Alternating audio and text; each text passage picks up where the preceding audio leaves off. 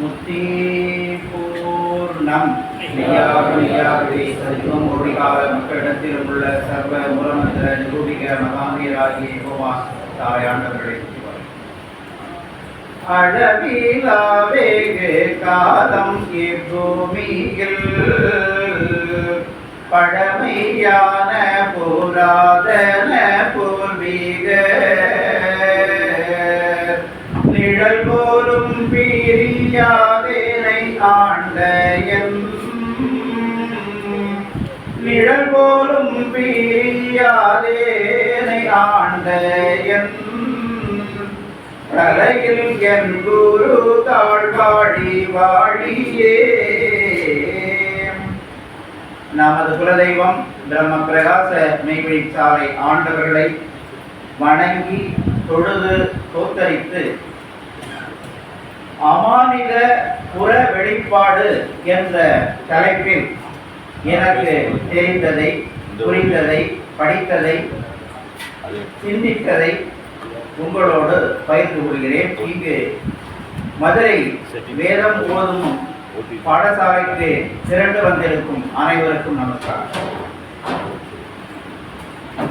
நாம இந்த மனித தேகம் எடுப்பதற்கு முன்னால இப்ப எல்லாருமே அழகையாக எமனுடைய கட்டுப்பாட்டுல அலைஞ்சுக்கிட்டு இருந்தோம். நம்முடைய ஜீவனானது, ஆவியானது அழகையாக அலைஞ்சுக்கிட்டு இருந்தோம். இந்த அழகைய இறைவன் தான் கூட கூட்டி நமக்கு அமானிதம் என்ன பெற்ற சீதனம், அதுதான் காலம், நியதி, கலை, வித்தை, அராகம், பொருளன், சுத்தமாயி. இத சீதனம் சொல்லுவாங்க, கடன் சொல்லுவாங்க. எப்ப சீதனம் அப்படின்னு கேட்டீங்கன்னா, நாம வயசுக்கு வர்ற வரைக்கும், அதாவது நாம வயசுக்கு வர்ற வரைக்கும் அது சீதனம், அது இனம். என்னைக்கு நாம வயதுக்கு வந்துட்டோமோ, நம்மால ஒரு குழந்தையை உண்டாக பண்ணக்கூடிய சக்தி நமக்கு வந்துச்சோ, அது அறிவு பருவமாக ஆகிவிட்டது. அப்ப நமக்குள் இருக்கின்ற இறைவனை அறிய வேண்டியது, வணங்க வேண்டியது கடமையாக்கப்படுது. அப்ப அந்த கொடுக்கப்பட்ட அமானிதம் ஏழும் கடனாக. சாதாரணமாக ஒரு கார் கடன் வாங்குறோம்னு வச்சுக்கோங்க, ஒரு அட்வான்ஸ் பணம் கட்டுறோம், கடன் வாங்கிட்டோம், ஓடிட்டு இருக்கோம், திருப்பி பணமே கட்டல அப்படின்னா என்ன ஆகும்னு கேட்டீங்கன்னா, இந்த காருடைய இன்னொரு சாவி யாரு கடன் கொடுத்தாங்களோ அவங்க கிட்ட இருக்கும். கூப்பிட்டு பார்ப்பாங்க, சொல்லி பார்ப்பாங்க, கார் எடுத்து போயிடுவாங்க. நீங்க வீட்டை கடன் வாங்கினா அந்த பத்திரம் யார்கிட்ட இருக்குன்னா கடன் கொடுத்தவங்க இருக்கும். சொல்லி பார்ப்பாங்க, ஒன்றும் பணம் கட்டலைன்னா கோர்ட்ல போட்டு உங்களை வீட்டை விட்டு வெக்கேட் பண்ணி வீட்டை விட்டு பணம் எடுத்துடுவாங்க. இதேதான் நமக்குள்ள நம்மை படைத்த இறைவன் இருக்காரு. இந்த கடனை கட்டலைன்னா நம்ம உயிரை எடுக்கிறதுக்கு யமனும் இருக்கான். ஆமா, இது யாராவது வாங்கின கடனை கட்டலையோ, மற்ற கடன் வாங்கினா நோட்டீஸ் வரும், போன் வரும். இங்க நோட்டீஸ்லாம் இல்லை. அவரவர் பிறக்கும் பொழுது எவ்வளவு மூச்சு வாங்கிட்டு வந்திருக்கோமோ அதான் கணக்கு, அதான் காலம். நமக்கு கொடுக்கப்பட்ட இவ்வளவு மூச்சு, அதான் கணக்கு. அந்த மூச்சு முடிஞ்சிச்சுன்னா உள்ள இருக்கிற யமன் கடன் கட்டாததுக்கு உயிர் எடுத்து போயிடுவான். அப்புறம் பேரிலே நீக்கி பிணம் என்று பேரிட்டு, அப்புறம் பிணம் தான். சரி, இப்போ நம்ம தெய்வம் அவர்கள் அறிவுரை பாடத்துல அண்டத்து பொறுத்தது பிண்டம் என்று அறிவார். அண்டம் என்ன, நாம புறவெளியில இருப்பதெல்லாம் அண்டம். பிண்டம்னா இந்த தேகம், இந்த தேகத்துக்குள்ள இருக்கு. அண்டத்து பொறுத்தது பிண்டம் என்று அறிவார். சரி, இப்போ நான் தெய்வீக விஷயங்களை எல்லாம் எதன் அடிப்படையில் புரிஞ்சு வச்சிருக்கேன்னா, இந்த அண்டத்து பொறுத்தது பிண்டம் என்பதை ஆதாரமாக கொண்டுதான் ஒவ்வொரு விஷயத்தையும் நான் தெரிஞ்சு வச்சிருக்கேன். இப்போ ஸ்தூல தேகம் நமக்கு எல்லாரும் தெரியும், ஜீவதேகம் அதுவும் தெரியும். நம்ம மனம் இந்த சபைக்கு வரணும்னு என் மனம் நினைச்சது, அப்ப இந்த தலைப்புல பேசணும்னு மனம் நினைச்சது, அதுக்கு படிச்சது, சிந்திச்சு இந்த வந்திருக்கு நம்ம மனம். அடுத்தது காரண தேகம். இந்த காரண தேகம் என்பது நாம நடக்கிறோம், பேசுறோம், ஆடுறோம், ஓடுறோம், பாடுறோம். நம்முடைய இச்சை இல்லாம அந்த கையை தூக்குறது என்னுடைய இச்சை. ஆனா என்னுடைய முயற்சி இல்லாம இதை இயக்குது, நுரையில் இயக்குது, நமக்குள்ள இருக்கிற பல உறுப்புகள் இயக்கி. இப்படி நம்முடைய முயற்சி இல்லாமல் இயங்கிக் கொண்டிருப்பது எல்லாமே காரண தேகத்தினுடைய விஷயம். அடுத்தது மகா காரண தேகம் இருக்கு. அதுதான் சைவத்துல சிவம் அப்படின்னு கொடுக்கிறோம். காரண தேகத்தை சக்திங்கிறோம். அந்த மனிதனாக பிறந்த ஒவ்வொருவரும் அந்த சிவத்தை அடையணும், அந்த பரமாத்மாவை அடையணும். பரமாத்மா எப்படி இருக்கார் அப்படின்னு பார்த்தீங்கன்னா, அது கோடி சூரிய பிரகாசம், பிரம்ம பிரகாசம். அருட்பெருஞ்சோதியில் இறைவனை சொல்றோம். இறைவன் என்பவர் அருட்பெருஞ்சோதி, 6 பெரும் ஜோதிகளாக நமக்குள்ள இருக்கார். ஜோதினா பிரகாசம். இப்போ அந்த அண்டத்து பொறுத்தது பிண்டம் என்ற அந்த வாசகத்துல இறைவன் என்பது சுயம் பிரகாச நித்திய ஆனந்த பிரம்மஸ்வரூபம். இறைவன் என்பது சுயம் பிரகாச நித்திய ஆனந்த பிரம்மஸ்வரூபம். இப்போ நமக்கு ஒளி எது கொடுக்குதுன்னா சூரியன் தான். இந்த சூரியன் இல்லைன்னா இருள் தான், அமாவாசை முழு இருள இருக்கு. இந்த சந்திரனை எடுத்துக்கிட்டோம்னா சந்திரனுக்கு சுய ஒளி இல்லை, சூரியனுடைய ஒளியை வாங்கிதான் அது ஒளிருது அப்படிங்கிறார். அப்ப சூரியன், இந்த புறவெளியில இருக்கிற சூரியன் அந்த இறைவனை போன்ற சுயம் பிரகாசம் உடையதாக இருக்கு. சரி, இந்த சூரியன் எங்க இருக்குன்னு கேட்டீங்கன்னா, இப்ப நாம இருக்கிறது வளிமண்டலம், காற்று மண்டலம், சுவாசிக்க காற்று. இதையெல்லாம் தாண்டி உள்ள பகுதியில விண்வெளிங்கிறாங்க, ஆகாய வெளிங்கிறாங்க. அந்த காற்று இல்லை. அப்ப அந்த விண்வெளியில தான் சூரியன் இருக்கு. சூரியன் அசையாத கிரகம், அசையாது. அந்த சூரியனை தான் நாம பூமி முதல் கொண்டு 9 கிரகங்கள் சுத்துது. இப்ப எனக்கு வயசு 53 வயசுன்னா, இப்ப நான் பூமிக்குள்ள இருந்துகிட்டே 53 தடவை சூரியனை சுத்திருக்கேன். ஆமா, 53 தடவை சூரியனை சுத்திருக்கேன்.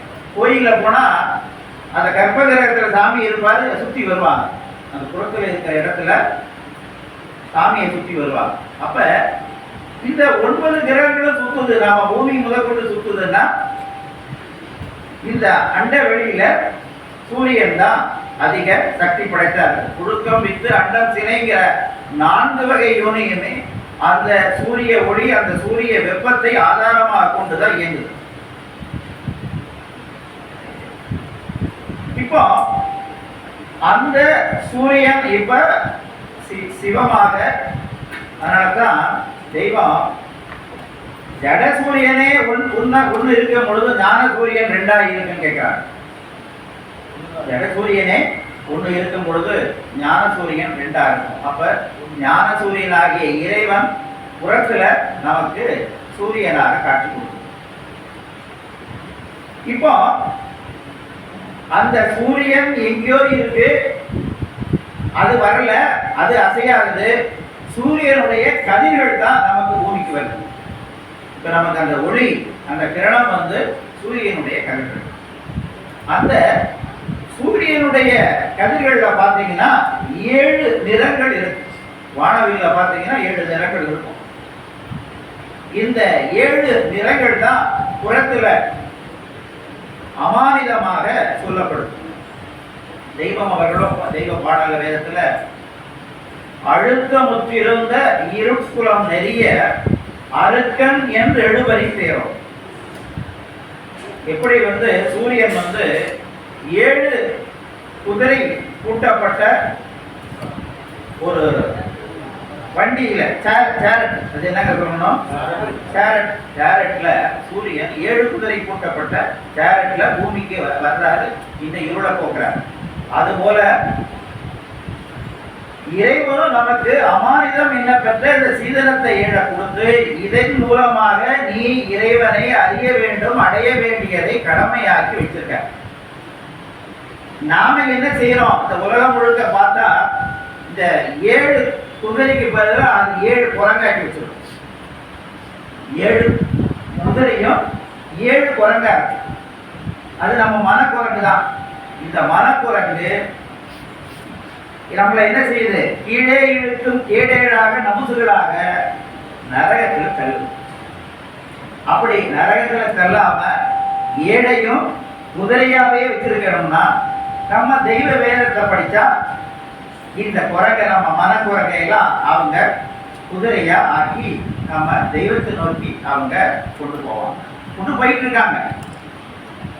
இப்போ நம்ம புறத்துல ஒண்ணு பார்த்துட்டோம். ஞானேந்திரியங்கள்னு 3 சொல்றாங்க. செவி, வாய், கண். முதல்ல செவி, அப்புறம் வாய், அப்புறம் தான் கண். ஆனா நம்ம அதிகம் பயன்படுத்துறது கண்ணு தான்.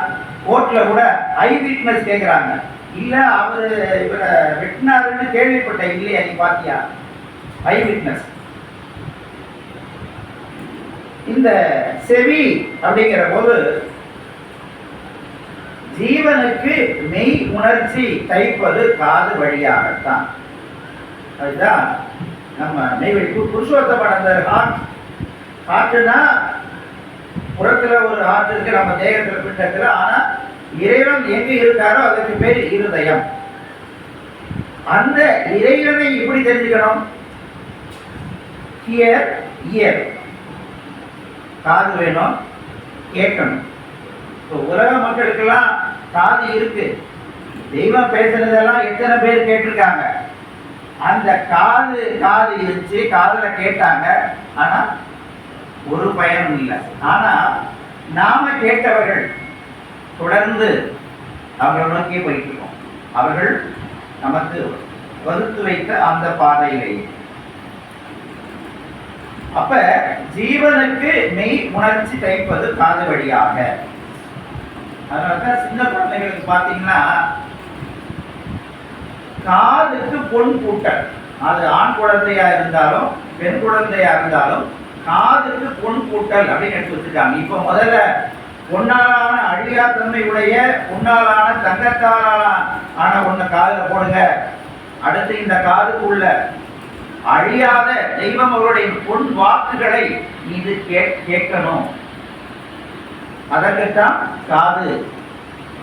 செல்வத்துள் செல்வம், செவி செல்வம், அச்செல்வம் செல்வத்துள் எல்லாம் தலை.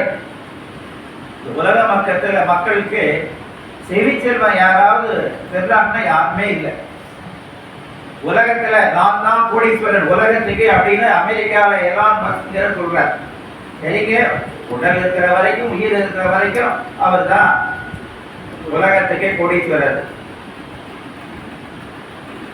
போச்சுன்னா மூச்சு நின்று போச்சுன்னா எல்லாமே போச்சு.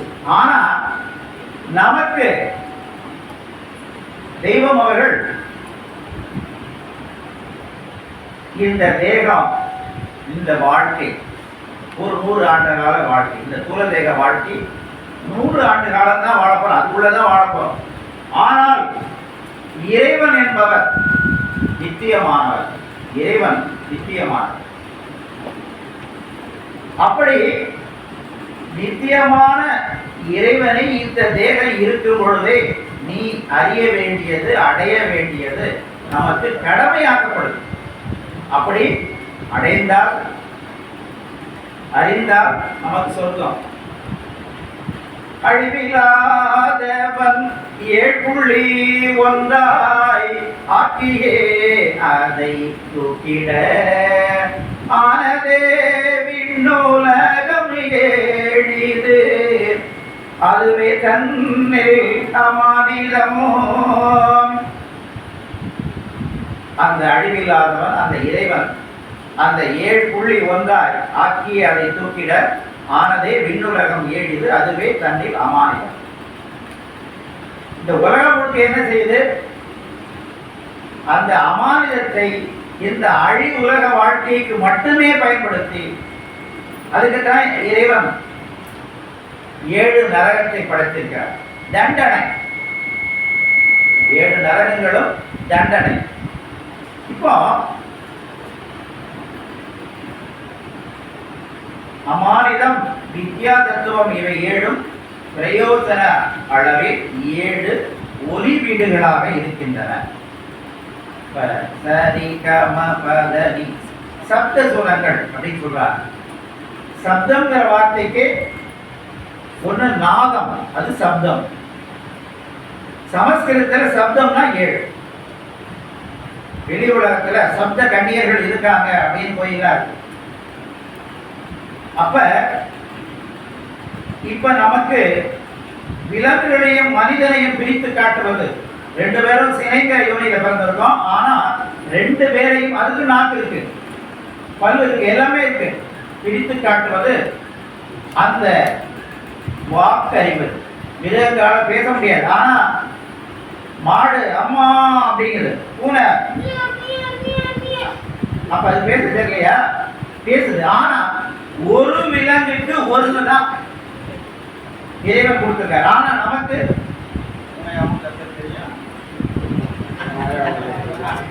அப்ப இறைவன் நமக்கு அந்த அமானிதம் இருக்குங்கிறத அந்த நாதமாக சப்த சுரங்களாக இறைவன் நமக்கு கொடுத்திருக்கார். அப்ப அது எதற்காக கொடுத்தார்? 5 அறிவு விலங்கு அந்த 5 அறிவை வச்சுக்கிட்டு அது இந்த உலகத்துல வாழ்ந்தது. அவ்வளவு பெரிய பானையுடைய யானை, அது உயிர் வாழ்ந்தது. சின்ன சின்ன வண்டுகள், இந்த மாம்பழத்தை வெட்டும் பொழுதுங்க வண்டு வெளியில வரும் உயிரோட. அப்ப அது பூவா இருக்கும் போது உள்ள போயிருக்கு, உள்ளுக்குள்ள மூடி இருக்கு. அப்படியும் அந்த மாம்பழத்தில் இருக்கிற வண்டுக்கும் இறைவன் உணவு கொடுத்து ஊட்டிக்கு வளர்த்து கொண்டே இருக்கிறார். வெளியில வெட்டும் போது பறந்து போகும். அப்ப இந்த நமக்கு இந்த வாக்கறிவு கொடுத்தது இந்த உலக வாழ்க்கை வாழ்வதற்காக அல்ல, இதோட சேர்த்து இறைவனை அறிய வேண்டும். நம்ம பூமி என்ன செய்து தன்னைத்தானே சுத்துது. அதோட அப்படிச்சா இல்ல, 365 நாள்ல சூரியனை சுத்துது. அதை போல நாம் இந்த பூமியில் வாழ வேண்டும். அதோட சேர்த்து நமக்குள் இருக்கின்ற இறைவனை நாம வணங்கணும். இதற்குத்தான் இந்த பூமி சூரியனை சுத்துது, தன்னையும் சுத்துது. ஆனா உலகம் முழுக்க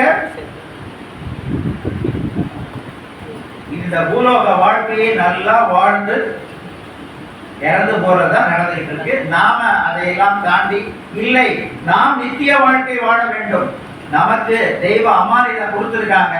சரி, என்னால அந்த அமானித கடனை கட்ட தெரியுமானா தெரியாதுங்க. நீங்க அமானித 7ஐயும் பிரிச்சு பேசுங்கன்னு எனக்கு பேச தெரியாது. ஆனால் பேச தெரியாது. ஆனா நமக்காக தெய்வம் கட்டுறாங்க. வேற என்ன, நான் கட்டலைன்னா யார் கட்ட முடியும்? அவங்க தான் கட்ட முடியும்.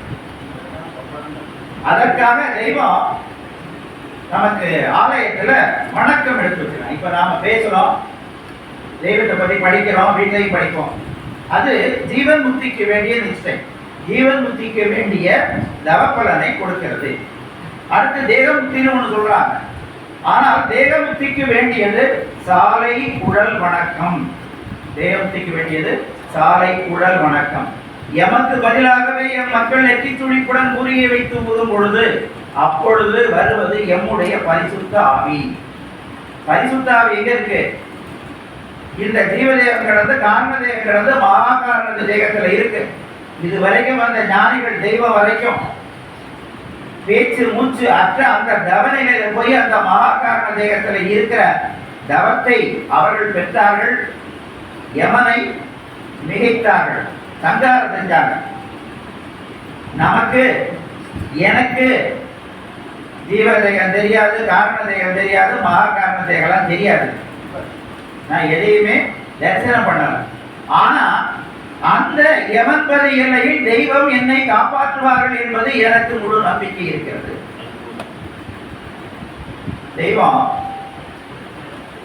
சாலையில குழல் வணக்கம் எடுத்து வச்சிருக்காங்க. அது அமானிதத்தை நாமெல்லாம் அமானிதம் கடனை வாங்கினோம். நமக்காக தெய்வம் 7 குழல் வைத்து குழல் ஊதி தவ விரதர்கள் வணக்கம் நடத்துறாங்க. சாலையில தெய்வம் எடுத்து வச்சிருக்கிறது 7 குழல். எக்காலம் 7 குழல் எழுந்தோதும் மாணவன். எத்தனை பேர் பார்த்தீங்கன்னு தெரியல. நம்ம தான் வேடிக்கை கண்ணாச்சு. அதனால என்னடா அப்படின்னு பார்த்தபோது 7 பேர் குடல் எடுத்து வந்தாங்க, வணக்கம்லாம் நடத்துனாங்க. குடல் நாம இந்த குடல் ஊதும் போது மட்டும் பாருங்க, மாலை வணக்கத்துல ஆரம்பத்துல கை நீட்டுவோம், அப்புறம் பார்த்தா சில மந்திரங்களுக்கு கையை கட்டுவோம், அப்புறம் தலையில நமஸ்காரம் வைப்போம். இந்த குடல் ஊதும் போது மட்டும் 2 கையை நீட்டுவோம். ஏன்னா அந்த குடல் வணக்கத்தின் மூலமாக தெய்வம் அந்த பரிசுத்த ஆவி நமக்கு தவமாக தெய்வம் கொடுக்கிறாங்க. அதை கையெழுத்தி வாங்குவதற்காக நாம 2 கை நீட்டுவோம். சரிங்க, 7 பேர் வந்தாங்க. 7 பேர் தனித்தனியா 7 பேர் வராங்க. இந்த 7 பேரும் எப்படியெல்லாம் திரும்பி போறான்னு பாத்தீங்கன்னா, 7 பேரா வந்தவங்க 7 பேரா திரும்பி போலாம். இது ஒரு ஆப்ஷன். 2வது, இந்த இடது பக்கம் இருக்காரு, அவர் தான் சந்நிதிக்கு பக்கத்தில் இருக்கிறார், அவரு முன்னால போகலாம், மீதி 6 பேர் அவருக்கு பின்னால போகலாம். இது 2வது ஆப்ஷன். 3வது ஆப்ஷன், வலது பக்கம் உள்ளவர் முன்னால போய் மீதி 6 பேரும் பின்னால போகலாம். இப்படி 3 ஆப்ஷன் இருக்கு. தெய்வம் எந்த ஆப்ஷன் அந்த பின்பற்றப்படுதுன்னா, வலது பக்கம் உள்ளவர் முன்னால போறாரு, மீதி 6 பேரும் பின்னால போறாங்க. இப்போ சந்நிதியில இருந்து அவங்க வந்தாங்க, வணக்கம் நடத்தினாங்க, திரும்பி போறாங்க. நாம இறைவன்கிட்ட இருந்து இறைவனோட இருந்தோம், கடனை வாங்கணும், அடுத்து இறைவனை சேரணும்.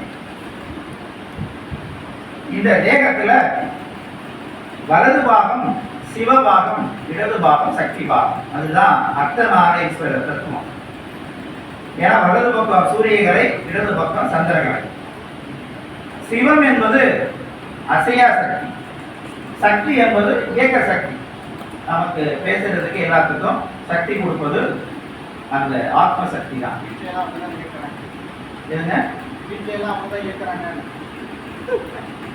அப்ப நாம தெய்வத்தை வணங்குறோம், கடைசியில தெய்வத்தை நாம அடையணும். அதற்கு தான் நாம வணக்கத்தில் கலந்துக்கிறோம்.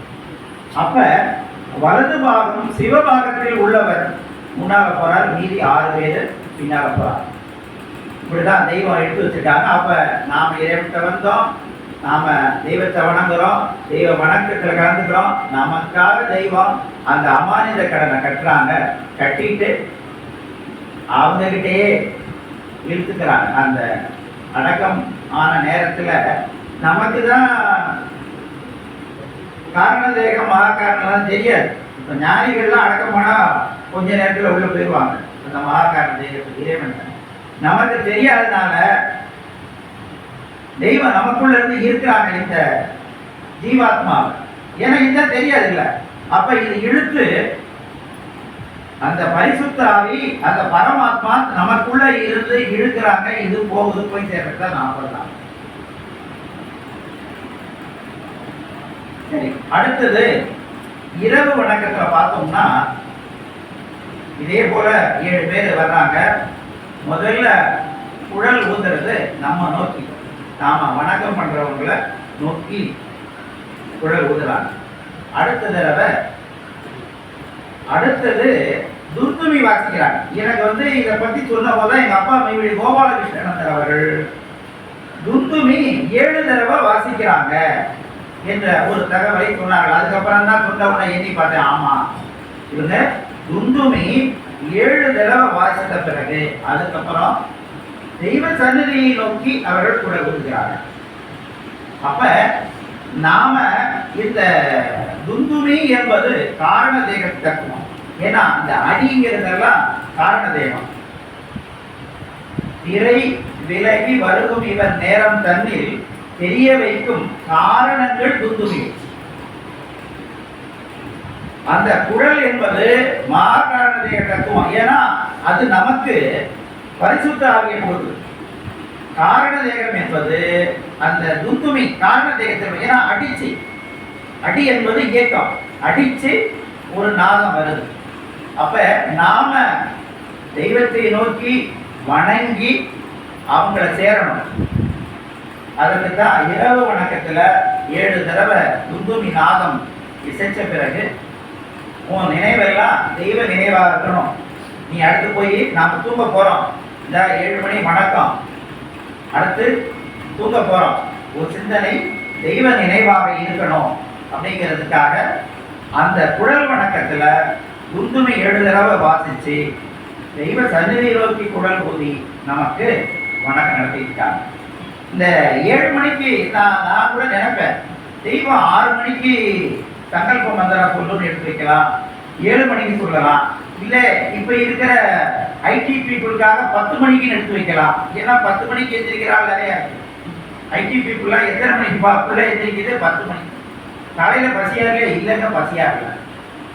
ஏன்னா நைட்டு பூரா உட்காந்து போனை நோண்டுறது, இது கம்ப்யூட்டர் நோண்டுறது.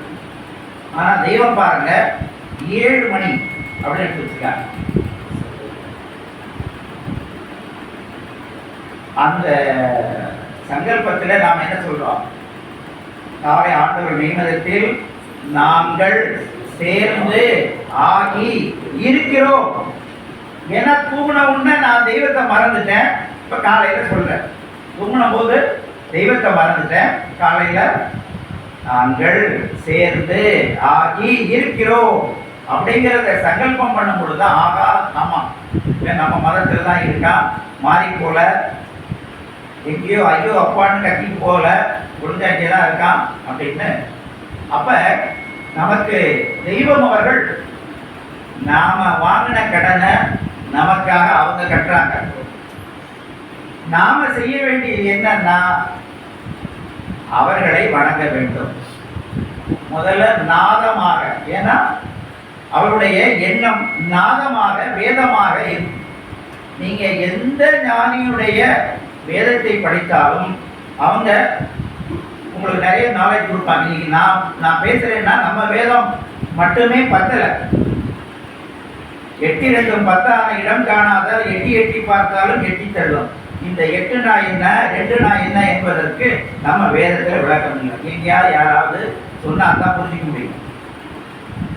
அப்ப இங்க யாராவது ஏதாவது சொல்லணுமா அப்படின்னா அதுவும் இல்லை. வேதத்துல ஒரு இடத்துல கூட புரிஞ்சு படிக்க சொல்லலை. ஏன்னா புரியாது நிறைய இருக்கு. நிறுத்து படித்துப்பார். அப்ப அண்டத்து பொத்தது பிண்டமென்று அறிவார், இது ஒரு வரி தானங்க. ஆனா இவ்வளவு விஷயம் இருக்கு. இன்னும் நமக்குள்ள சந்திரன் மதி இருக்கு, ஜீவன் இருக்கு, இதெல்லாம் நமக்குள்ள இருக்கு. இப்படி இறைவன் நாம தெரிஞ்சுக்கிறதுக்காக நம்மளால அகத்துக்குள்ள போய் தெரிஞ்சுக்க முடியாது. அதற்காக புறவெளியில இந்த அண்டத்துல, அதுதான் அண்ட பிண்ட நிறை இருபாகரன், அணுவுக்கணுவாய் அண்ட பிரம்மாண்டமாய், அணுவுக்கணுவாய் அண்ட பிரம்மாண்டமாய் நினைவுட்பதியும் நாத மின் உடலை. நமக்குள்ள நினைவுட்பதியும் நாத மின் உடலாக தெய்வம் இருந்துகிட்டு இருக்காங்க. ஆகவே நாம அமானித கடனை வாங்கி, எனக்கு அமானித ஏழையும் தெரியவே தெரியாது, அர்த்தம் தெரியாதுங்க, ஏழை மட்டும் சொல்லிடுவேன். இப்படி இருக்கிற நம்மையும் தெய்வம் அவர்கள் நமக்காக அமானித கடனை கட்டுறாங்க. அதற்கு நம்மள 7 மணிக்கு மகா சங்கல்ப மந்திரம் சொல்லியிருக்காங்க.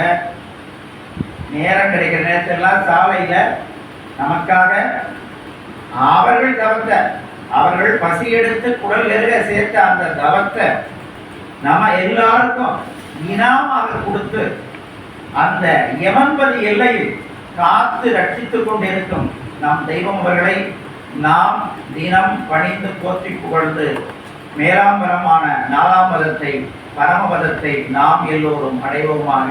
புத்தி பேரை தொடரும். நமஸ்காரம்.